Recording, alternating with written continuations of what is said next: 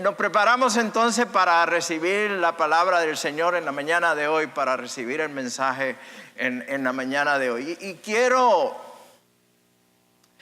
tomarme el atrevimiento. Ustedes que me conocen bien saben que por lo general rompo ciertos esquemas, ¿no? Y quiero tomarme el atrevimiento esta mañana, pero que, como se dice en México, bien requete atrevido. De ver cuánto ustedes conocen del rock latino, de la música rock latina. Y le voy a pedir a algunos de ustedes que no se me hagan y me digan que no saben nada del rock latino, porque yo conozco a algunos de ustedes y sé que saben mucho de este rock latino también, y especialmente de algunas de las bandas de rock de México, ¿no? Y quiero ver cuántos de ustedes saben de esta canción. ¿Y quién interpreta esta canción? Y voy a dar más que una sola estrofa que dice de la siguiente manera. No la voy a cantar. Yo sé que van a quedar decepcionados, pero no me toca a mí cantar, me toca predicar. Y dice de la siguiente manera. Dice, ¿cómo quisiera poder vivir sin aire? Oh, ¿ve cómo saben? No he terminado ni siquiera aún la primera oración y ya está, se la saben, ¿eh? ¿Cómo quisiera poder vivir sin agua? ¿Cómo me encantaría quererte un poco menos? ¿Cómo quisiera poder vivir sin ti? ¿A qué no se saben el título de la canción? ¿Saben qué es Maná, no? Vivir sin aire es el título de la canción. La canción, como ustedes bien han dicho, es interpretada por el grupo de rock latino Maná, y expresa lo que es esencial para la vida de un hombre, de un ser humano. Inclusive, si usted escucha la canción, habla de un pez que no puede vivir sin agua, o una flor que no puede vivir sin tierra. Habla de lo que es esencial en la vida de algo que tiene vida. Perdonando la redundancia, es esencial para poder vivir. Sin aire no podemos vivir. Si nos falta el aire, morimos. Si el aire está contaminado, nos enfermamos. Causa daño a nuestro cuerpo, a nuestra salud, y eventualmente podemos hasta morir. De igual manera, hay una expresión sobre la oración que va de la siguiente forma. Dice que ser cristiano sin oración es tan imposible como estar vivo sin respirar. Y lo repito, ser cristiano sin oración es tan imposible como estar vivo sin respirar. Esta frase o esta expresión, algunos la atribuyen a Martín Lutero, otros la atribuyen al doctor Martin Luther King. Realmente en cierta medida no nos interesa quién originó la frase en la mañana de hoy, porque es la esencia de la expresión lo que nos interesa. Esta expresión nos recuerda que la oración es algo tan esencial para nuestra existencia como cristianos, como hijos de Dios y como iglesia. Entonces mi pregunta es la siguiente para cada uno de nosotros, incluyéndome a mí. Si la oración es como respirar, entonces ¿por qué muchos de nosotros batallamos con el separar tiempo para orar? Tanto individualmente como corporativamente o como iglesia. Realmente debe de ser algo natural, como lo es el respirar. La oración debe de surgir de nosotros de una forma natural como respiramos a diario. A ninguno de nosotros se nos dice o se nos recuerda, o usted nos lleva una agenda o una libretita o una nota de en qué momento usted tiene que respirar. Usted no tiene un lugar escrito donde dice, a las 11 de la mañana me toca respirar y lo tengo que hacer en este cuarto. Usted lo hace de forma natural. No está pensando, no tiene que pensar en que tiene que respirar porque ya sale de forma natural. Es esencial para su vida.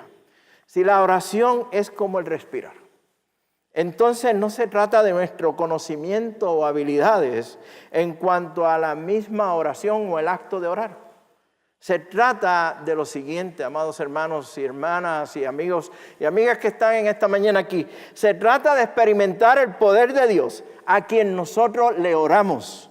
Él y solamente Dios es el objeto de nuestra oración. Nada más importa, es nuestra comunicación con Dios. La Biblia nos habla mucho de la oración. Y en los pasados domingos, cuando comenzamos esta serie titulada Descubriendo la Iglesia, nos hemos en cierta medida estacionado en el libro de Hechos, capítulo 2, los versículos del 42 al 47. Y vemos allí, específicamente en ese versículo 42, vimos que el médico Lucas mencionaba 3 elementos importantes o interesantes en esta vida de la nueva iglesia, de esta nueva comunidad que se comenzó en ese tiempo. Habló de que esa comunidad se dedicaba, se perseveraba firmemente en la enseñanza de los apóstoles, en la comunión y luego menciona en la oración. El domingo pasado hablamos de cómo muchos han idealizado este pasaje de Hechos 2, 42 al 47, ¿se acuerdan?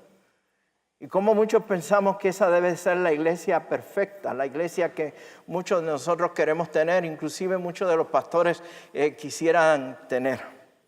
Y llama la atención lo que estaba sucediendo y cómo Lucas describe lo que estaba sucediendo en ese momento, en estos pasajes que leímos de Hechos 2, versículos 42 al 47. Y habla anteriormente del bautismo del Espíritu Santo.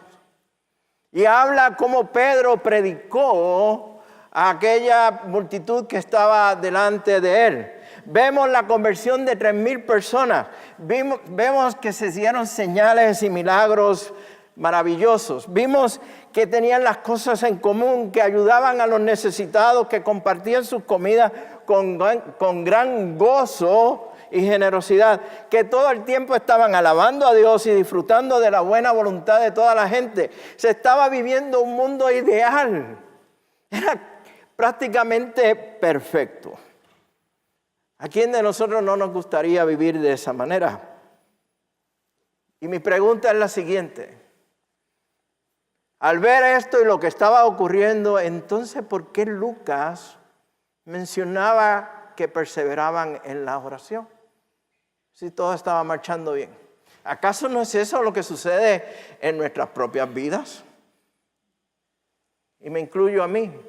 ¿Acaso cuando todo surge, va bien en nuestras vidas y todo sale, como decimos, a pedir de boca, nos olvidamos de la oración?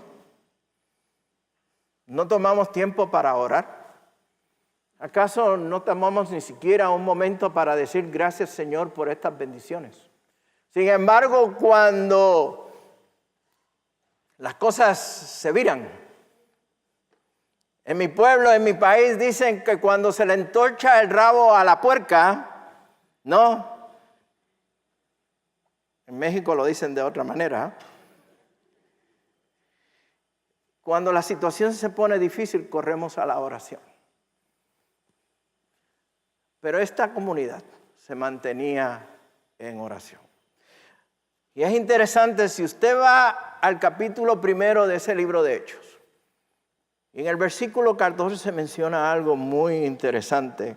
Y dice que todos los que estaban allí, en aquel aposento alto, perseveraban unánimes en oración y ruego. Y yo puedo entender al estudiar las Escrituras y entender lo que estaba sucediendo en ese momento. El Señor había resucitado, había ascendido y aquellos discípulos ahora estaban solos. Tenían miedo a ser perseguidos. Tenían miedo a la persecución. Eran un blanco perfecto de ataque, no solamente de los romanos, pero también de los judíos. y estaban allí encerrados, guardados en aquel aposento alto en oración. Es tiempo de oración. La oración apremiaba en ese momento, pero cuando la situación cambió, cuando hubo conversión de más de 3,000 personas, cuando las cosas eran en común, cuando se disfrutaba de unas comidas y había gozo y estaban alabando al Señor, cuando compartían en comunidad, nos dice las Escrituras y nos dice Lucas que ellos aún continuaban en oración. Interesante, ¿no? En oración en el momento difícil, en oración en los momentos fáciles, en los momentos de persecución y en los momentos en que la iglesia está resurgiendo. Me pregunto el por qué. Y Lucas mismo nos da la clave. Lucas nos da la contestación a esta pregunta. Pues Lucas comienza diciendo que perseveraban en la enseñanza de los apóstoles.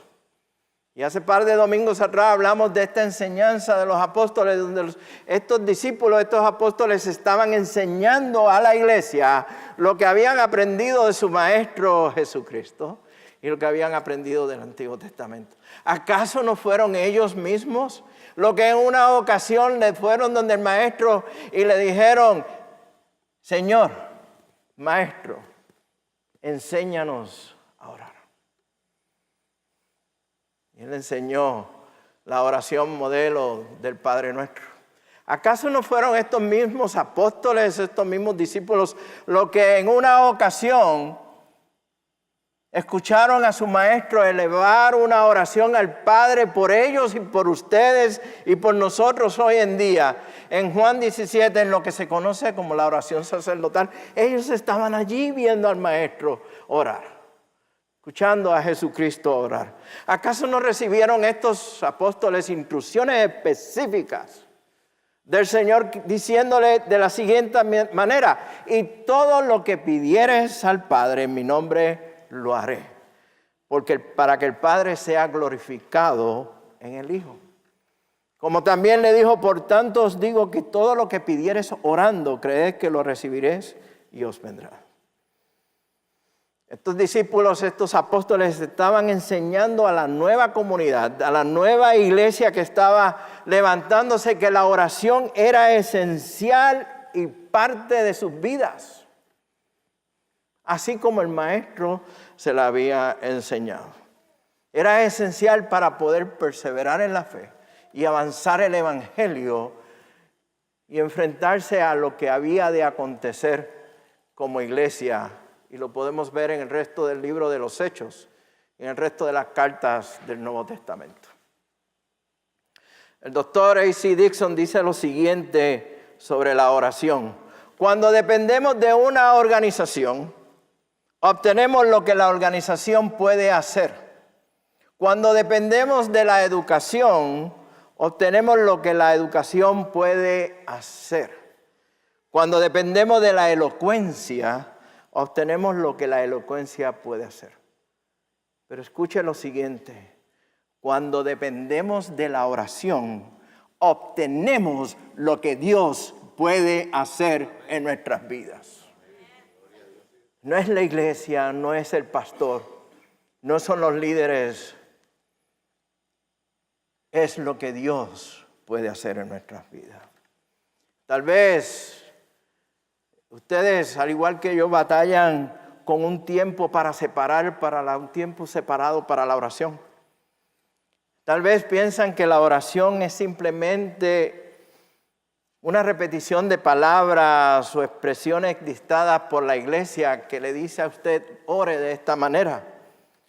O por los pastores o por líderes para ser usadas en situaciones específicas. La oración es más que una repetición de palabras bonitas, o como nosotros decimos, palabras de domingo.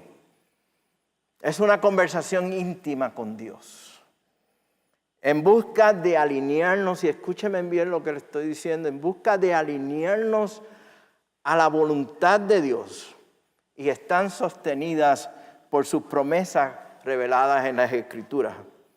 La oración es esencial en nuestra disciplina espiritual, tanto individual como iglesia, tanto en lo personal como en grupos. Mi buen amigo y presidente del ministerio Abiding Fathers aquí en Dallas, el señor Bill Dawson, define la oración como sigue. La oración es simplemente compartir con Dios lo que está en nuestros corazones y estar dispuesto a escucharle por los diferentes medios que Él nos responde. La oración, hermanos, hermanas, no es como otras disciplinas en el mundo que requieren talentos impresionantes y extenuantes, prácticas para lograr grandes resultados. Si alguien espera ser recompensado o reconocido por el uso de un instrumento musical o su talento en el instrumento musical, o como un atleta olímpico o un deportista, primero debe de alcanzar un nivel de experiencia mediante años de práctica. Los grandes resultados llegan luego de un régimen agotador a largo plazo de estas personas practicando y realizando una disciplina a diario. La oración no es así. La oración no se da de esta manera como lo es aprender a tocar un instrumento musical o como si fuese practicar para llegar a ser un atleta. La oración no es el resultado de un régimen de largo plazo y cansador, porque los resultados de la oración, como dije anteriormente, provienen de nuestro amado Creador, de Dios quien provee a todos y a quienes le aclaman. Hemos hablado de la oración. Hemos definido la oración y hemos, creo yo, ser claros de dónde viene el resultado de la oración. Y es el poder en Dios. No es el lugar, no es el sitio, no es el ritual religioso. Y mientras preparaba esta predicación y siempre se ha dicho que los domingos es un buen día para confesar. Confieso que batallé con esta prédica. Batallé porque me preguntaba, entonces, ¿dónde está el problema? Si la oración es tan esencial para el cristiano, para nosotros como creyentes, como lo es el aire para respirar y vivir, ¿dónde está el problema en nuestro? ¿Dónde está nuestro problema en cuanto a separar tiempo para oración? Dedicarle un tiempo al Señor para oración. ¿Dónde está nuestro problema en llegar y tener un tiempo de oración en la iglesia, en grupo, corporativo, en nuestros hogares, a solas? Yo no creo que es falta de material escrito. Yo no creo que es falta de libros. Hay miles de libros allá afuera sobre la oración. Usted no me cree, vaya a una buena librería cristiana y verá libros y libros y libros sobre la oración. Créanme, yo los he visto. Si no, haga una búsqueda. En buen español, googlee en el internet sobre libros sobre la oración y verá miles de libros y autores y artículos sobre la oración. Yo no estoy diciendo que es erróneo leer estos libros, no estoy diciendo que es erróneo leer estos artículos. Nos ayudan, nos deben de ayudar. Pero ese en sí no es el problema. Tampoco yo creo que es la forma en que hablamos sobre la oración. Muchos de nosotros hablamos sobre la oración con mucho fervor y mucha pasión. Hablamos de ser guerreros de oración. Hablamos de ser soldados de la oración. Hablamos de tener un salón, un cuarto, un lugar en específico en la casa para orar. Mi esposa me compartía en estos días que ella ha ido a llevar a algunos de sus clientes a ver casas. Y me decía que le llama la atención que en muchas de las casas que ha visitado, el dueño de la casa dice, no, ese salón, ese cuarto no pueden entrar porque es el cuarto de oración, es sagrado. Yo no creo que el problema está ahí. No estoy diciendo que eso está mal hecho o no se debe de hacer. Por otro lado, he visto que la falta de oración o la oración poco frecuente en nuestras vidas, y especialmente aquí estoy hablando de la iglesia, nos enseña que Dios es solamente necesario en situaciones especiales. Que solamente en aquellos momentos en que tenemos una petición de oración es cuando nos reunimos para orar. Y eso nos indica, hermanos, que la ayuda de Dios, la respuesta de Dios es intermitente, pero no es constante y persistente en nuestras vidas. ¿Me escuchan bien? No es razón de orar solamente cuando hay una necesidad. Es orar cuando Dios nos bendice y glorificarle por las bendiciones que Él nos ha dado. Yo creo que el problema consiste en lo siguiente.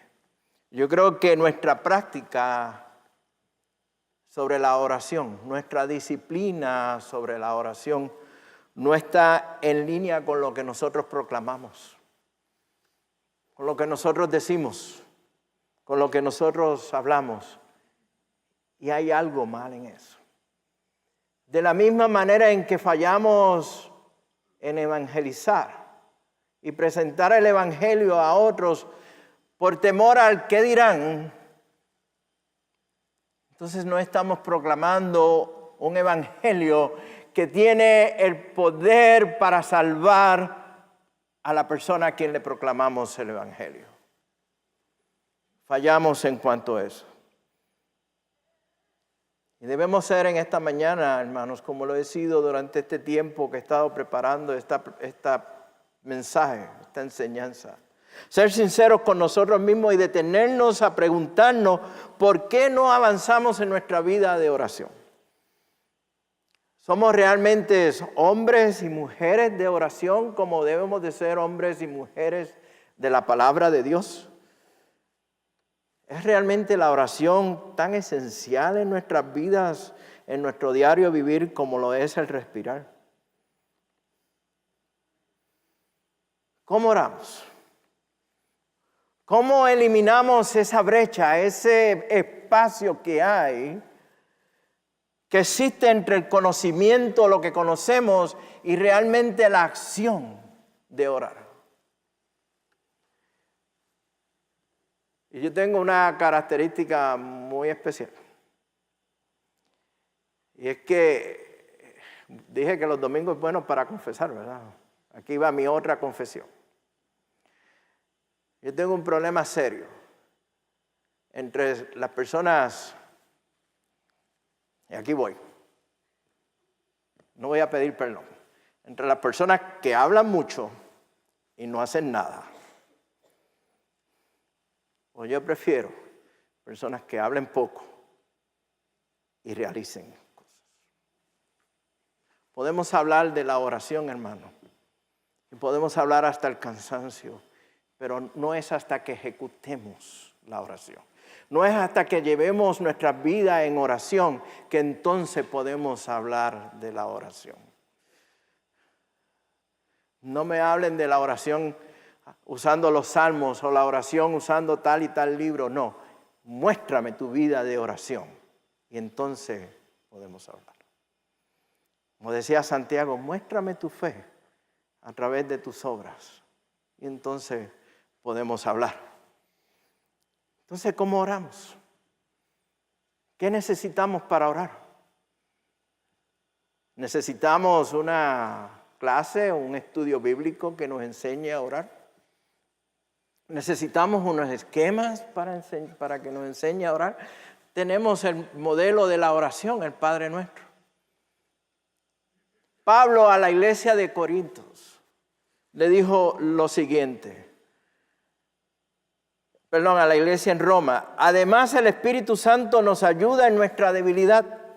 Por ejemplo, nosotros no sabemos qué quiere Dios que le pidamos en oración.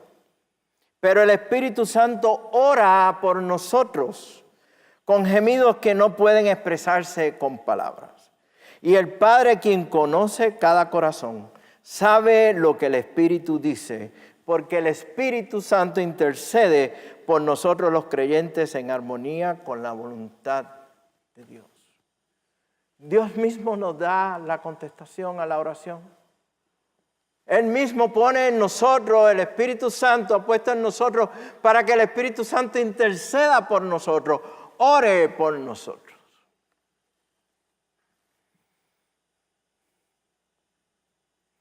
En una ocasión se encontraron 4 pastores en un café.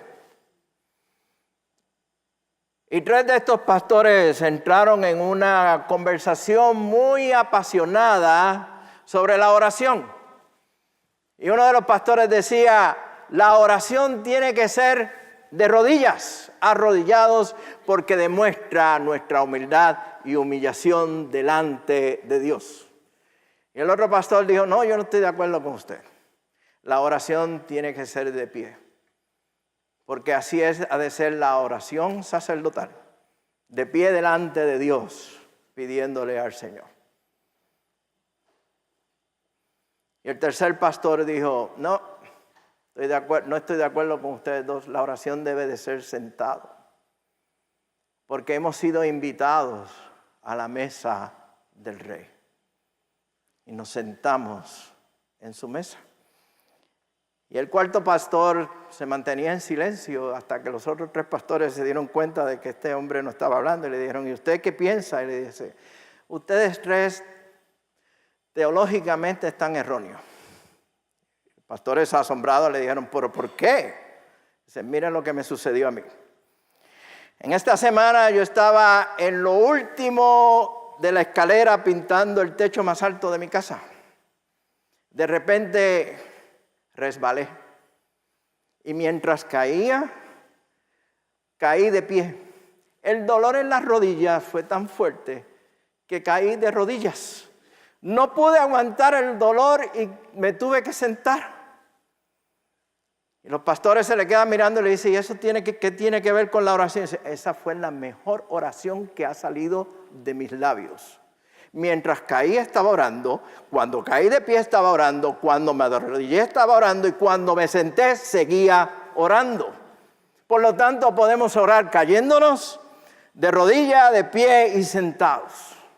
Porque la oración no es la posición física, es la disposición de nuestro corazón. ¿Me siguen? ¿Me siguen a lo que les quiero decir? No es una situación de un ritual religioso, es nuestra disposición para nosotros. En esta mañana, hermanos y hermanas, no es mi intención el darle a ustedes 8 pasos o 10 pasos, o presentarles cómo orar a través de los salmos, o cómo orar a través de algún libro de la Escritura, o cómo orar de una forma estructurada.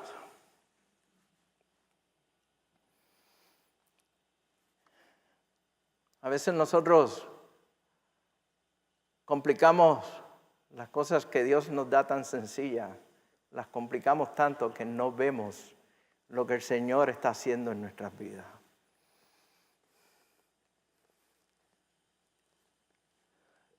Mi tercera confesión de esta mañana. Yo creo firmemente, hermanos, que si el mensaje o la enseñanza que voy a impartir no habla a mi corazón primero, yo no la comparto. Prefiero guardar silencio. Si el Señor no me habla a mí a través del mensaje que ha puesto en mi corazón y que he querido compartir con ustedes, si no me habla a mí primero, si no hay convicción en mi vida primero, yo prefiero no compartirla. Yo no quiero ser un predicador o un pastor que simplemente transmite un conocimiento. Yo quiero ser partícipe de esa palabra del Señor. Quiero ser parte de ella y vivirla junto con ustedes. Este mensaje ha estado trabajando en mi corazón por bastante tiempo. Créame, he batallado con él.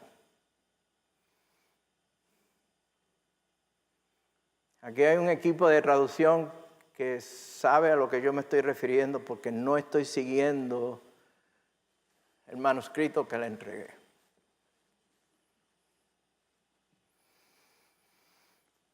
Al igual que muchos de ustedes, yo he fallado grandemente en mi vida de oración. Le puedo dar excusas y muchas excusas, pero al final del día son simplemente eso, excusas. Y yo creo que para el Señor no hay excusas. En nuestro diario vivir de oración no debe de haber una excusa. Yo voy a compartir con ustedes 3 prácticas esta mañana, que son tan sencillas como el ABC. Y créanme, hubo un momento en que yo decía, no, esto no es. Y el Señor volvía a decirme, sí, esto es. Las desarrollaba y escribía sobre ella, estudiaba sobre ella y decía, no, esto no es, yo quiero algo más elaborado, algo más complicado, algo más de domingo. Y el Señor me decía, no es el día, es lo que yo quiero que tú enseñes. Y te lo estoy enseñando a ti primero, Rafi.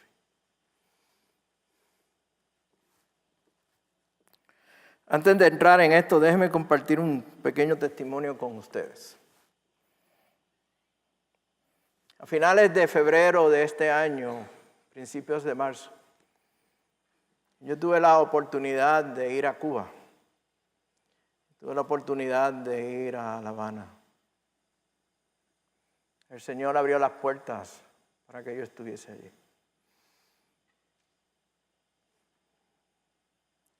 Yo quería ir a Cuba, pero yo quería ir a Cuba y a La Habana por ver Cuba y ver La Habana. Porque quería disfrutar de un buen son cubano y de un buen cafecito cubano. Yo no esperaba lo que el Señor iba a hacer cuando llegamos a Cuba. Allí conocí a uno que es mi hermano, y quien amo, y he convivido con él, compartido con él experiencias buenas y experiencias dolorosas. El pastor Carlos Salamino está aquí con nosotros en la mañana de hoy, visitándonos desde Cuba. Le damos un saludo y la bienvenida aquí a Stonebriar.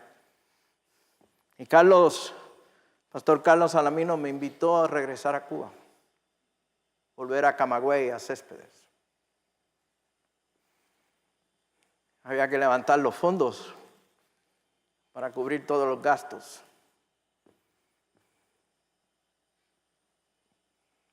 No sabíamos cuántas personas íbamos a tener allá. Habíamos hablado de tal vez algunas 40 pastores. Hicimos un plan de ministrar a 40 pastores. Durante ese tiempo estuvimos orando y orando y orando y no había una contestación en cuanto a los fondos se refieren. Una mañana a las 7:15 de la mañana, mientras venía para la iglesia, a la oficina, recibí una llamada para dejarme saber que una persona, un matrimonio, mientras oraba esa mañana, recibió en su corazón que el Espíritu le decía a Rafi, envía a Rafi. No voy a dar la cantidad, pero donó el dinero completo que necesitábamos para el viaje. Yo pensé que era de más, que era excesivo. Luego recibimos la buena noticia de que no son 40 pastores lo que vamos a recibir, sino que son 140 pastores de diferentes áreas de Cuba, a la cual vamos a estar ministrando allá en Cuba. Por lo tanto, ese dinero ya Dios lo tenía separado. Había contestado la oración desde antes de anticipación y sabía la cantidad exacta. Ni un centavo menos, ni un centavo más para cubrir todos los gastos. Ese es el Dios a quien nosotros le servimos. Ese es el Dios poderoso a quien nosotros le servimos. No es nuestra relación con personas afluentes, no es nuestra relación con las personas o el network o la red que podamos tener. Nuestra red es con Dios, con el Dios todopoderoso, creador de los cielos y de la tierra, y el dinero le pertenece a Él y solamente a Él. Queremos ir a Cuba y que el nombre de Dios sea glorificado en estos pastores en Cuba. Déjenme compartir con ustedes estos tres principios que son bien prácticos, y tal vez ustedes van a salir de aquí y van a decir, el pastor Rafi predicó algo, ya yo me lo sabía, ya yo me sabía eso, sí, es tan sencillo como el ABC.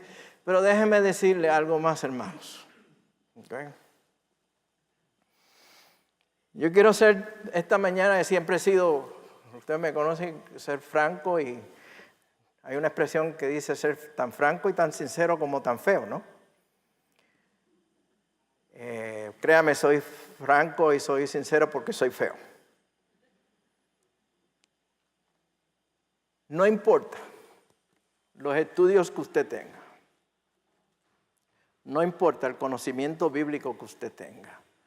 No importa el seminario, los seminarios, las conferencias que usted haya asistido. No importan los años que usted lleva en la iglesia.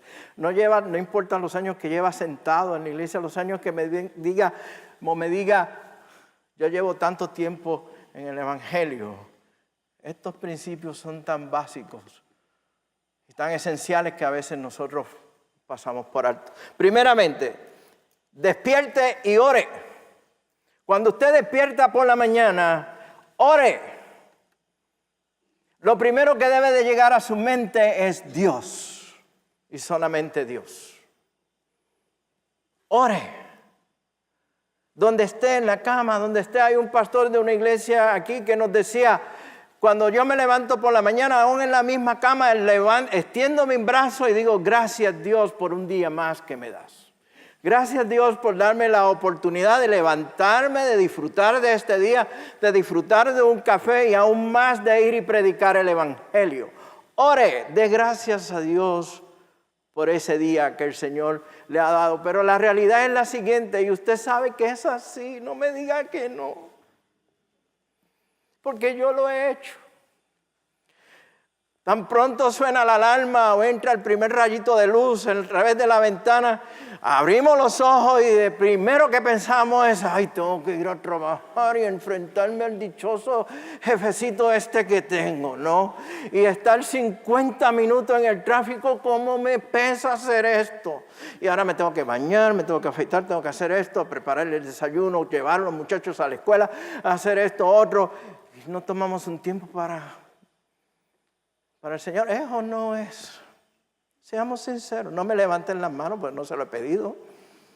Pero eso no es. No tomamos ese tiempo para dedicárselo al Señor. La realidad, como decía el salmista, que en la mañana al despertar entreguemos todo al Señor, todo lo que hacemos, y confiemos en Él y Él nos ayudará.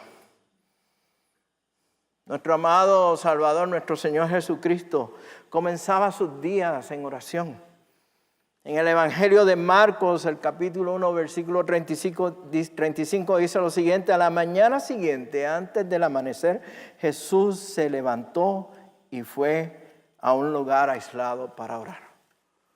Aquel quien nos dio el modelo de oración debe de ser nuestro modelo en la oración. No solamente en la oración que nos dio, sino en nuestra vida de oración. Si Dios no es prioridad en nuestra mente, en nuestros esfuerzos por la mañana, ¿sabes qué?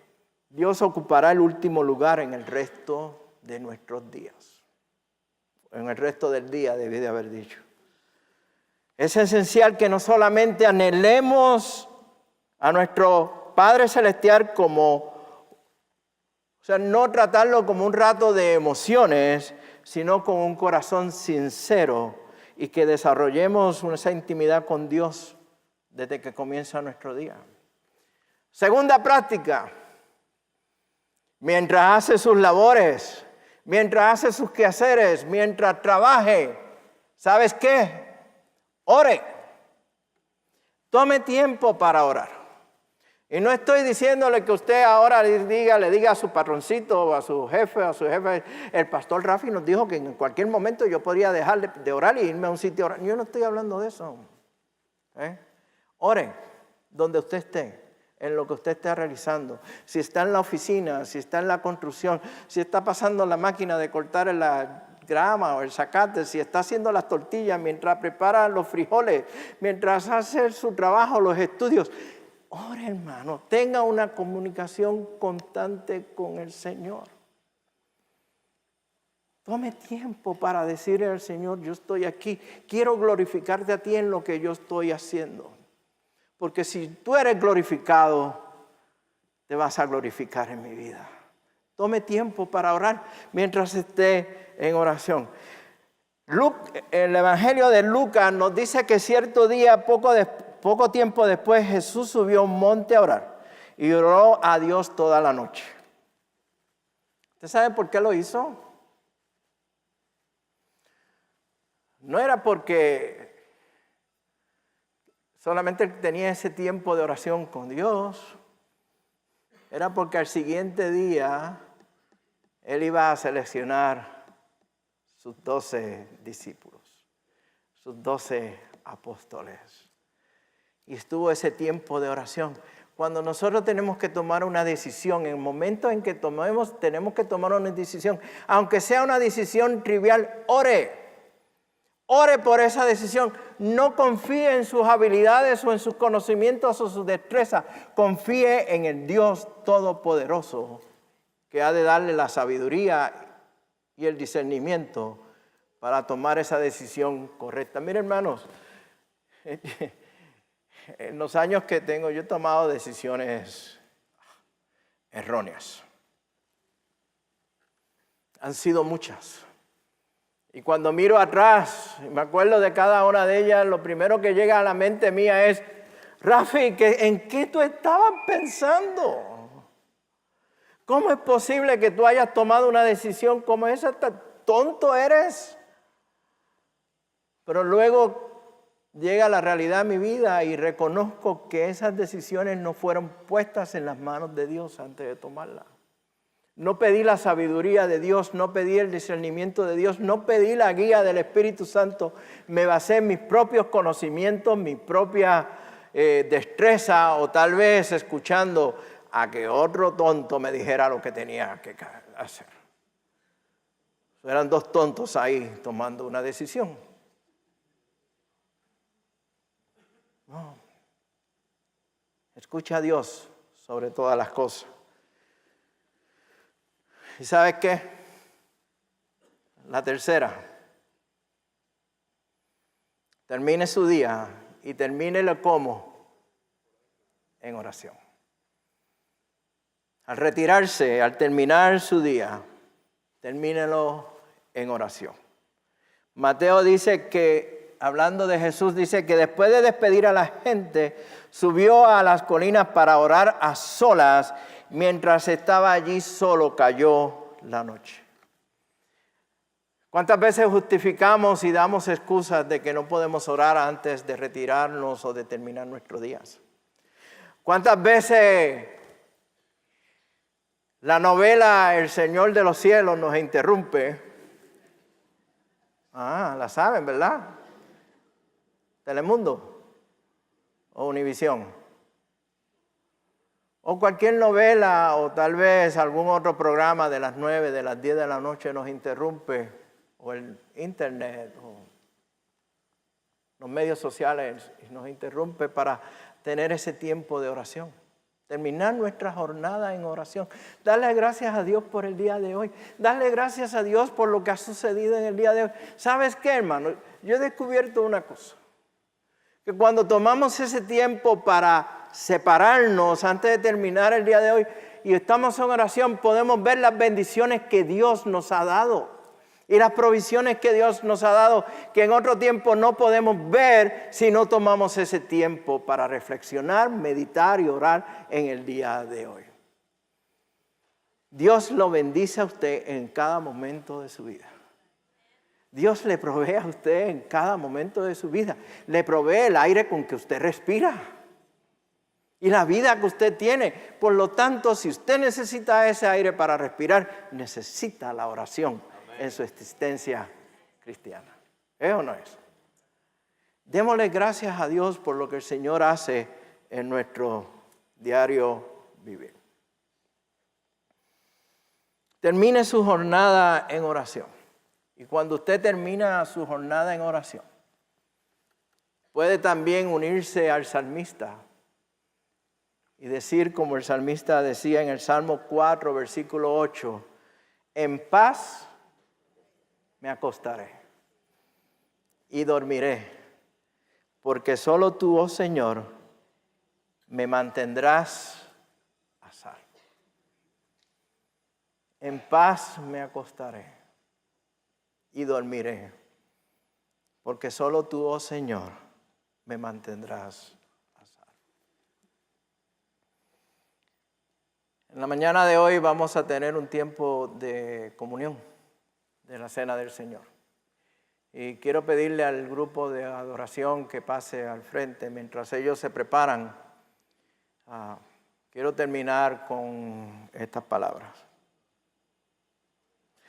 Quiero motivarles, quiero animarles a todos y cada uno de ustedes a que juntos evaluemos nuestra vida de oración y desde hoy, desde este mismo momento, hermanos, hermanas, amigos, amigas que están con nosotros, reconocer que necesitamos de la oración como necesitamos del aire para respirar. Yo espero que todos ustedes hayan recibido un boletín que se ve de esta manera. Dentro del boletín hay una hojita que se mira de esta forma. Se llama 7 y 7. 7 peticiones, 7 días de oración. De las 7 peticiones ya hay 2 dadas. Por la iglesia de Stonebriar en español, por la iglesia Stonebriar. El resto de las 5 peticiones son peticiones personales suyas. Y le animo, le invito, le exhorto a que esta hoja no sea dejada en el asiento o en el carro o en algún lugar en su casa, sino que usted tome el tiempo y haga sus 5 peticiones de oración. Y no solamente eso, sino que esta hoja esté con usted en todo tiempo, cada día, por los próximos 7 días. No hay nada mágico en los 7 días. No hay nada mágico ni milagroso en la hoja. El poder y la respuesta viene ¿de quién? Lo que queremos es establecer, desarrollar en cada uno de nosotros esa disciplina de oración. Y al final me gustaría escuchar testimonio de ustedes, palabras de ustedes, de lo que Dios ha hecho en cada una de sus vidas en este tiempo de oración. Quiero pedirle que escuchen este cántico, mediten en él, se unan a él y estemos en oración como preámbulo a participar de la Cena del Señor.